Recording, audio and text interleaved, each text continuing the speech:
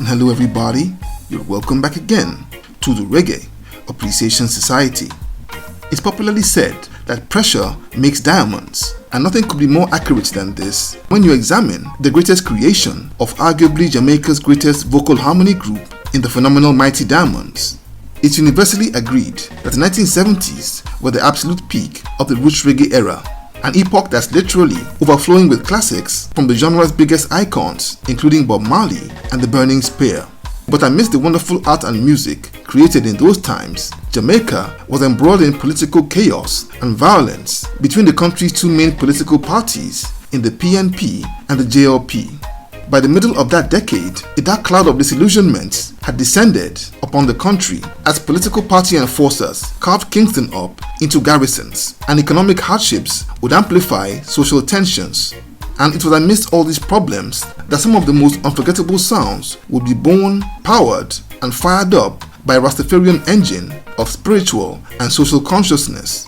The epicenter of this crisis was that 200-acre housing settlement that the world will come to know as Trenchtown, a place also known as the epicenter of reggae music. And if you ask me, this is no coincidence. Amidst its many greats, out of Trenchtown came the Mighty Diamonds, who would unleash one of reggae's greatest albums in 1976, a year considered one of the worst in Jamaica's history.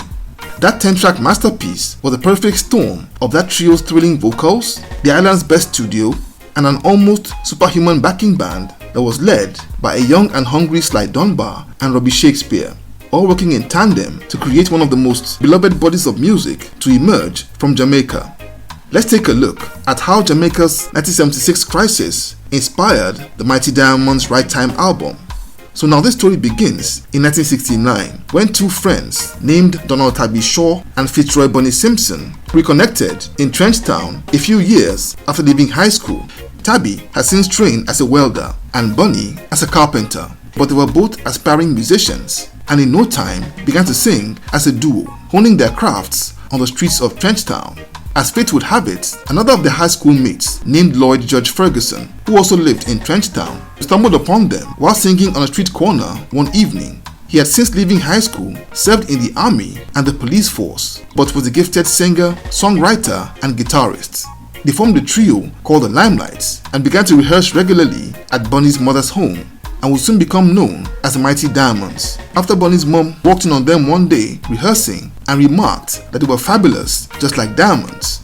They were simply a fantastic vocal harmony unit, inspired by US soul and R&B groups like the Stylistics and the Temptations. Their first recordings for producers like Rupi Edwards and Stranger Cole were love songs like 1971's Girl You Were Too Young and Oh No My Baby, songs which I believe mirrored the social climate of those times. But unknown to them, a storm would come and change everything in no time. Also, in 1969, Michael Manley took over the leadership of Jamaica's left-leaning PNP party after the death of his father, Norman Manley, who was its erstwhile leader. Michael Manley was the darling of the masses and became Jamaica's prime minister in 1972 after getting elected in a landslide.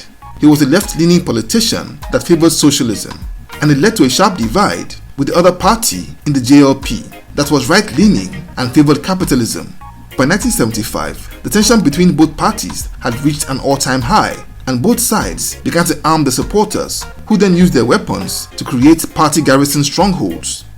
Trenchtown, where the Mighty Diamonds lived, was then a hotly contested place, with the PNP largely in control, but the JLP still holding areas like Tivoli Gardens. Up until then, the Mighty Diamonds had only been applying their angelic voices to love songs like Talk About It, produced by D. Scratch Perry, and Shame and Pride, produced by Pat Francis, aka Ja Lloyd. But 1975's descent into chaos would spark a spiritual shift as the trio became Rastafarians and embraced spiritually and socially conscious themes in their music.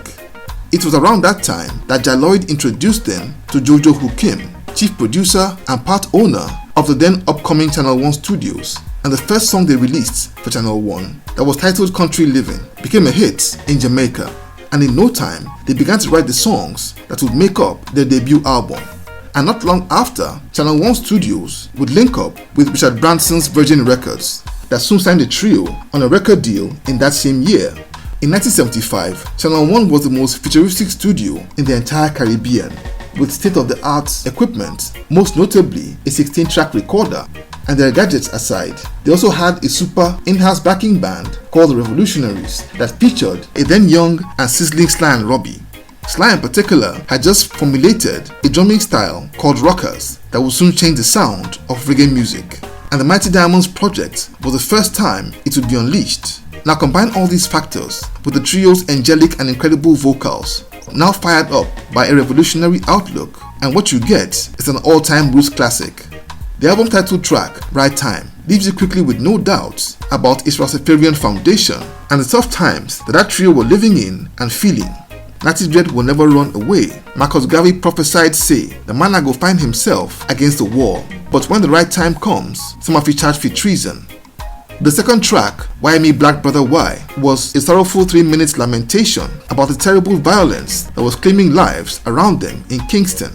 A very mournful piece that is mesmerizing and proved to be an ominous premonition, as lead singer Tabby Diamond was himself a victim of gun violence which took his life more than 40 years later.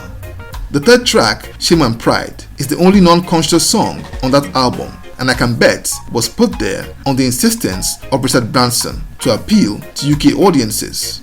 That song's syrupy essence is cancelled out immediately by the next track in the apocalyptic Armageddon warning, Gnashing of Teeth, which would have been scarier if not for that trio's sweet harmonies. The brooding and menacing Them Never Loved Poor Marcus was also a lamentation, but one that touched on the ordeal of the great Marcus Garvey, in which they literally rained fire and cursed the betrayers of that Rasta icon. Like many fans of this album, the sixth track, I Need a Roof, is my favorite on that compilation.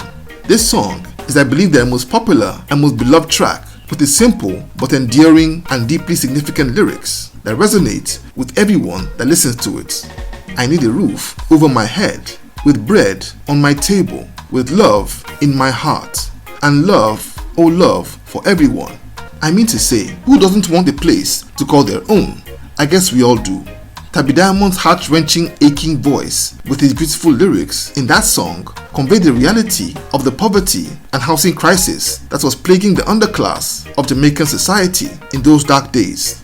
The remaining songs, like the relentless plea and prayer to Jah in Have Mercy, as well as the uplifting repatriation anthem, Africa, cap off what is simply among the greatest albums of all time across all genres. Upon release in 1976, it became a smash hit in Jamaica and the UK. Its chart performance in Jamaica is till date unknown, as the Jamaican government banned official music charts to avoid disputes and after the violence in those times, but is considered as the island's top-selling album alongside Burning Spear's Man in the Hills. Virgin Records would send them on a tour of the UK alongside Uroy, whose album Natty Rebel also came out in that same year. Right Time was simply an incredible debut, but for their follow-up, Virgin Records broke the golden rule. If it ain't broken, don't try to fix it. For their second album, Virgin Records would make them part ways with Channel 1 and the entire crew which had made Right Time, and they sent that trio to record in America with producer Alain Toussaint, and this would backfire big time, and the trio's next album, Ice on Fire, would flop badly upon release in 1977. The amazing Right Time album will stand forever as their finest and most inspired work. It was forged in the fires of Kingston almost 5 decades ago, but its brilliance is still almost unmatched, and its theme and messaging is still very relevant in the world we live in today. It will always be an exceptional 10-track reminder that adversity breeds greatness and that pressure truly makes diamonds. So there you have it. Thank you for watching this video today. Please leave a like, subscribe, and until next time, Jah bless.